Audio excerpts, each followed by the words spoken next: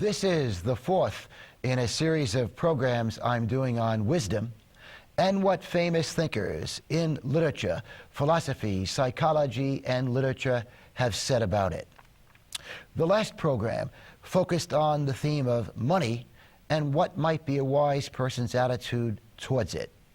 Today's program will focus on the theme of joy and where a wise person might look for joy.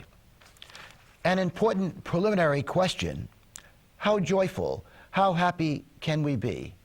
Well, the famous thinkers disagree somewhat about the answer to that question. I think Montaigne, the very famous French essayist, provides a kind of consensus view. Montaigne claimed that life is bittersweet, and he said that since it is bittersweet, it makes it easier to die. Let me talk for a moment, briefly, about some of the optimists and pessimists among the famous thinkers concerning how happy we can be. Among the pessimists is St. Augustine, one of the most famous of all Catholic thinkers. St. Augustine claimed that we can experience little happiness in this life.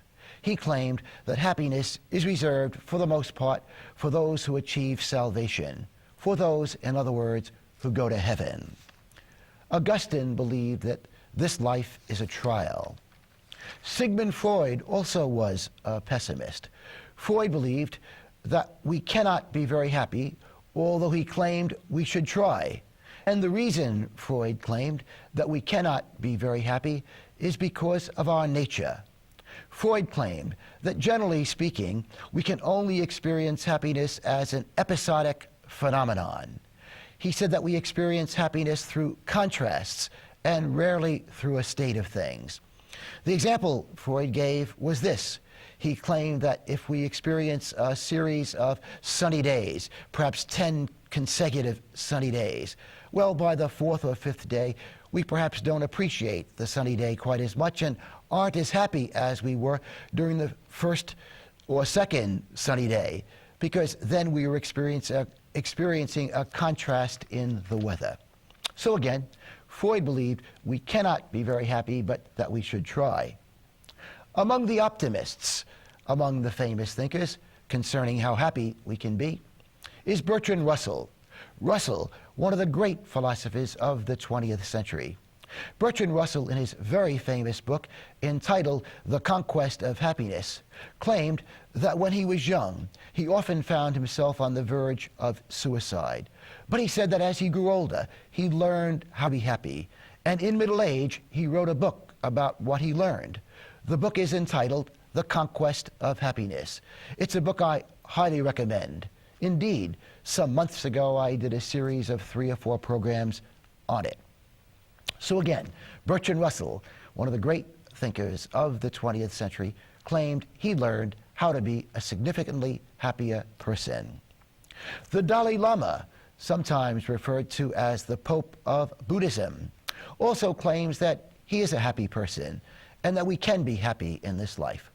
Although he adds a caveat. The Dalai Lama says, yes, he's happy, but that doesn't mean he doesn't experience sadness. Indeed, the Dalai Lama has said that suffering is a part of life, and we must acknowledge that suffering is an inevitable part of life. The great thinkers may disagree about how happy we can be, but I'm quite confident they would all agree with Mother Teresa's assessment. Mother Teresa said this: suffering will never be completely absent from our lives. Now to the question, where might a wise person look for joy? Freud believed that people often look in the wrong places. Freud claimed that people often underestimate what is of true value in life. Let me give you his own words. People commonly use false standards of measurement. They seek power, success, and wealth for themselves and admire them in others and underestimate what is of true value in life. Where, by the way, do famous thinkers rate money as a cause of happiness? You recall, last week's program was on that very subject of wisdom and money. Well, while all the famous thinkers, I think, would agree that we need an adequate amount of money, I know of no famous thinker in philosophy, psychology, religion, or literature who claims that becoming wealthy is the path to greater joy. Let me give some examples of some of the great thinkers, again, who did not believe that becoming wealthy was the path to joy. Jesus, Buddha, Muhammad, Freud, Adler, Jung, Shakespeare, Tolstoy, Dickens. None of these thinkers portray wealthy people as more joyful than others. I think it's fair to assume that, of course, we do need an adequate amount of money. We, of course, need money for good nutrition and health care. We need money for safe housing. And, of course, we need freedom from constant anxiety about money. Schopenhauer claimed that our happiness is more dependent on what's in our heads than what's in our pockets. The Buddha also talked about the power of our thoughts. The Buddha said this: "We are what we think. With our thoughts, we make the world." And Freud also emphasized the power of our thoughts. Freud claimed that we can actually think ourselves into being less anxious. And Spinoza, the famous Dutch philosopher, Spinoza claimed we need adequate ideas. He said that most people live by inadequate ideas. And how did this Dutch philosopher Spinoza distinguish between adequate and inadequate ideas? Well, he said this. He said, when we have adequate ideas, we can begin to control our emotions. But when we are the slave of inadequate ideas, our emotions control us. Well, again, where might a wise person look for joy? I think Bertrand Russell provides a good summary statement. Russell said this. He said, "My view is that the good life is one inspired by love and guided by knowledge." He went on to say that neither love without knowledge nor knowledge without love can produce a good life. Let's talk about love as a path to greater joy. Well, there are many kinds of love, and among the more important kinds of love, perhaps the most important kinds, are self-love and love of others. By self-love, I don't mean vanity, I don't mean conceit. By self-love, I mean self-respect.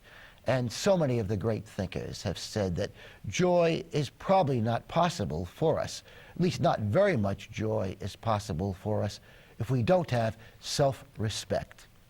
Indeed, it has been said that self-respect is the cornerstone of joy. Jesus, profound psychologist that he was, put it this way. Jesus said, "Love your neighbor as yourself." Many psychologists and psychiatrists claim that many people hate themselves, that many people don't have self-respect. Well, how does one get self-respect? Does one achieve this through expensive possessions and a job title? Perhaps, but a very shallow, razor-thin kind of self-respect results, again, from possessions and a job title. The great thinkers claim the surest path to self-respect is a life in which we are trying to be virtuous people, trying to be decent people. In fact, so many of the great thinkers equate treating other people justly with loving other people. The idea is that justice and love are, in a certain sense, synonymous. That when you love someone, you treat the person fairly. And when you're not treating someone fairly, you're not loving that person. Carl Jung, the great psychotherapist, put it this way. He said, "Love makes a person better. Hate makes a person worse. Hatred gives life a bitter flavor. Hatred blinds us, The world looks different when we hate. We can miss the beauty around us. For example, the beauty of children's faces, of a lovely day, of people fighting for justice. But you say, there are many horrible, ruthless, extremely evil people out there. Yes, the world is full of happiness stealers. There are happiness stealers everywhere. They are in government, in business, in schools, in every neighborhood, in every family. While happiness stealing is the most common sin, most happiness stealing is not against the law. Indeed, how common is it? Writer Ernest Becker phrased it this way. He talked about the average good citizen's daily pettiness and small sadisms inflicted on family and friends. And what are some examples of the average good citizen's daily pettiness and small sadisms inflicted on others? Well, rudeness, sarcasm, spitefulness, vicious gossip, office politics, backstabbing, for example, in the office, perhaps to achieve a promotion. And of course, evoking envy. I think it's fair to say there are more than a few people out there who deliberately try to make other people envious of them and cause them unhappiness. Mary McCarthy, writer Mary McCarthy, has put it this way. She said there are many people who have absolutely no feelings for others except envy. How to deal with the happiness stealers? Well, I think if we can avoid them, we should at least try to do that. It might mean dropping certain friends. It might mean even avoiding certain relatives. Yes, even some of our relatives can be happiness stealers.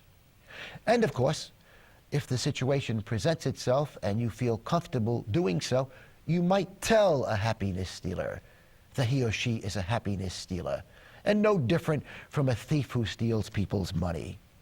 The Dalai Lama, believe it or not, despite his great compassion for people, believed there's nothing wrong with telling someone in a less than angry way, in a compassionate way if possible, that he or she is a happiness stealer. At least you believe he or she is a happiness stealer. And why does the Dalai Lama condone this? Well, he condones it because he, like other Buddhists, believe in karma. He believes that when we do evil, we will suffer for it, and when we do good, we will be rewarded for it.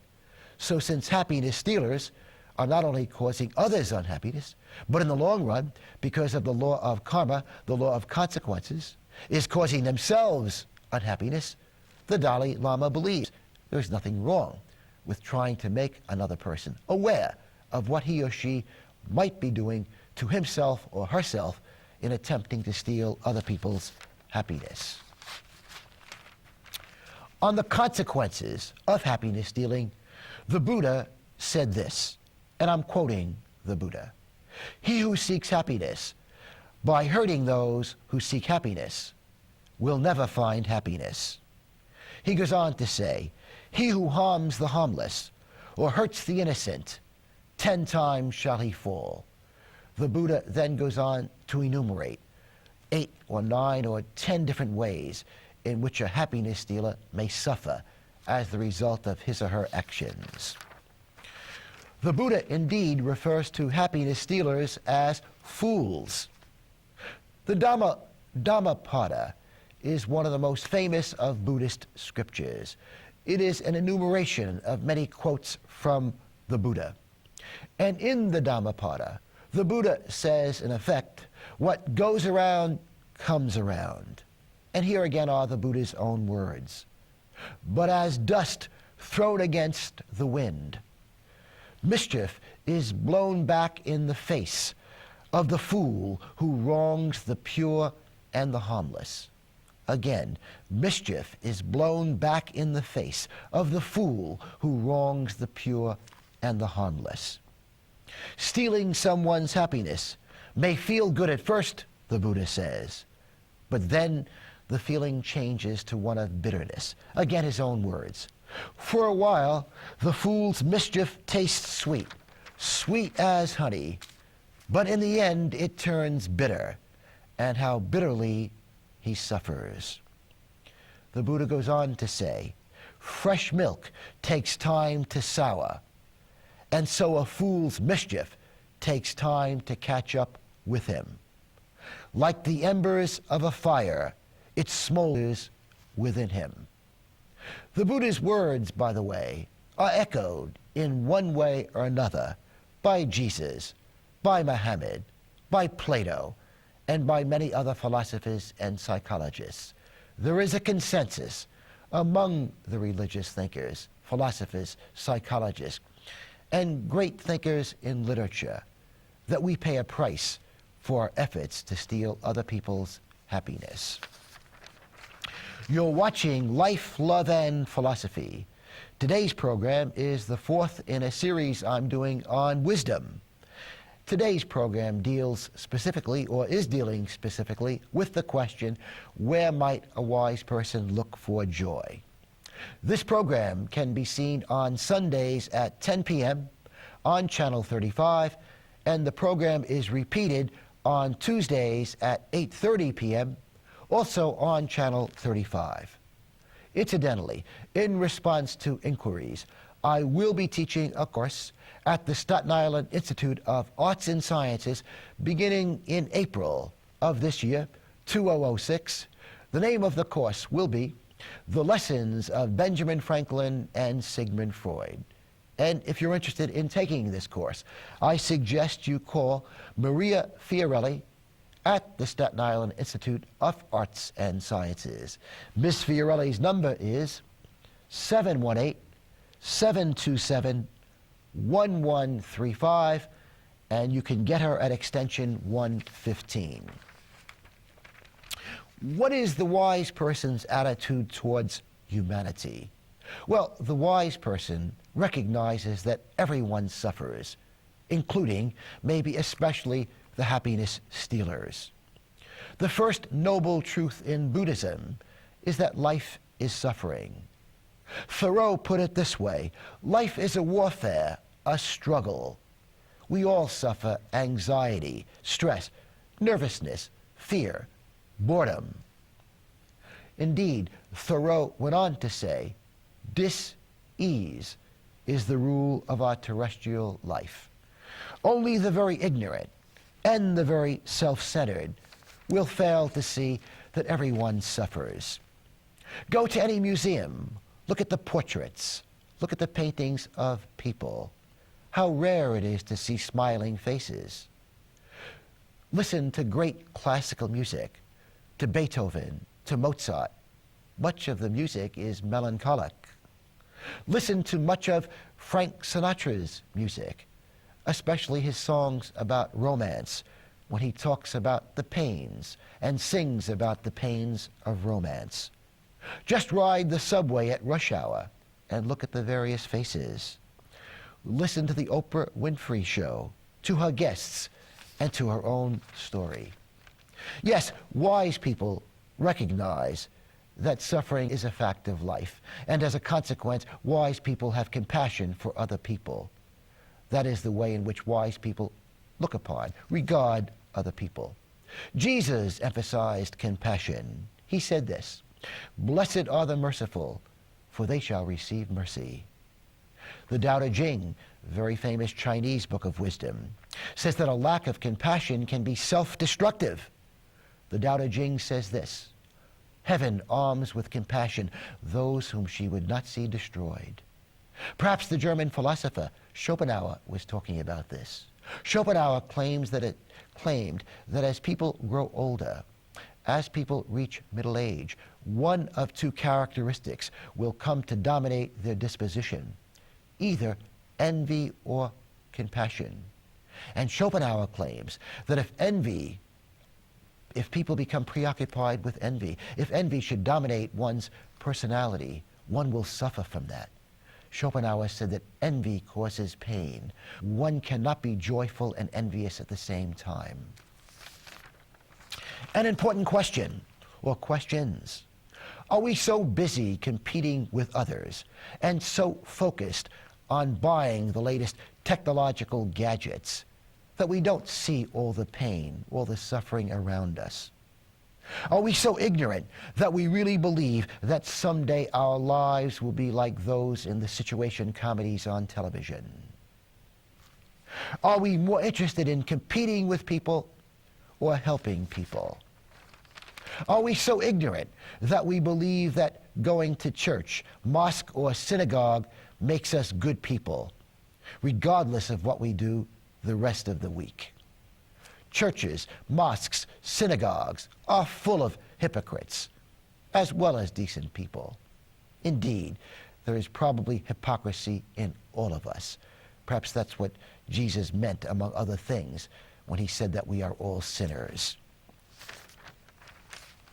Again, we're dealing with the question, where might a wise person look for joy?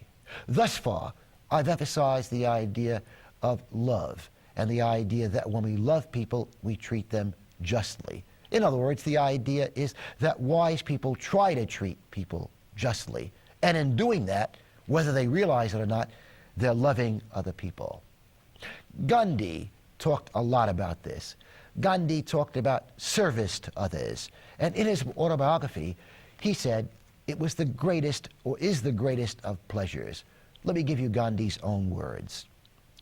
All other pleasures and possessions pale into nothingness before service to others, which is rendered in a spirit of joy. And how can we be of service to others? Well, through kindness, among other ways. Indeed, the famous Jewish teenager Anne Frank said this: we can always give something to someone, even if it's only kindness. And what are some of the ways in which we can show other people kindness? A smile. Indeed, Mother Teresa talked about the power of a smile, and how when we smile at others, it can engender good feelings in them. We can express kindness through a touch, through listening to others, paying attention to them, through encouraging others, through stimulating others' thinking. We can show others kindness on our jobs by doing our jobs well. And of course, we can show kindness through others through efforts at volunteer work. Marcus Aurelius, very famous Roman emperor and Stoic philosopher, said this: know the joy of life by piling good deed on good deed until no rift or cranny appears between them. And Nobel Prize winner Hermann Hesse said this: through kindness we grow, through giving we get. And now for a summing up. Again, where might a wise person look for joy? Well, the first place is the self. I mentioned how important self-respect is, that self-respect is really the cornerstone of joy, and that wise people try to achieve self-respect. That if wise people have feelings of hatred for themselves, of disrespect for themselves, they analyze why they might have these feelings of self-hatred, these feelings of disrespect, and try to correct whatever is causing them these feelings, so that they can cultivate self-respect, which really is self-love. Again, we talked about how one gets self-respect. We get self-respect, among other ways, through helping other people. Jesus said, do unto others as you would have them do unto you. And the very famous Jewish sage, Hillel, said that really the entire Torah is about treating other people fairly. Indeed, someone once came up to Hillel, very famous rabbi, and this person said, can you tell me in a very concise manner, what is the main message of the Torah?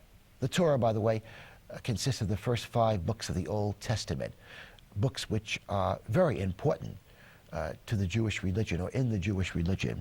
And Hillel said this. He said, yes. He said, I can sum up the message of the Torah very concisely. And here are his own words. Do not do to others what you would not have them do to you. This is the entire Torah. The rest is commentary. The idea is that when we promote the happiness of others, we increase our own happiness. Indeed, the Dalai Lama has said that when we try to make other people happy, we are engaging in a wise selfishness. When we steal other people's happiness, we steal our own happiness. Indeed, thinkers such as Spinoza and Kant, and holy scriptures such as the Bhagavad Gita, the Dhammapada, the Holy Bible, all claim that happiness stealing is a sign of a lack of intelligence. Happiness stealing is a sign of a lack of intelligence. Could it be that some high school dropouts are more intelligent in certain ways than some Harvard graduates? Psychiatrist M. Scott Peck put it this way: love, courage, and wisdom cannot be certified by academic degrees. Again, love, courage, and wisdom cannot be certified by academic degrees. Finally, Henry David Thoreau reminds us that we are all artists. In his most famous work, entitled Walden, Thoreau penned the following words: "To affect the quality of the day, that is the highest of arts."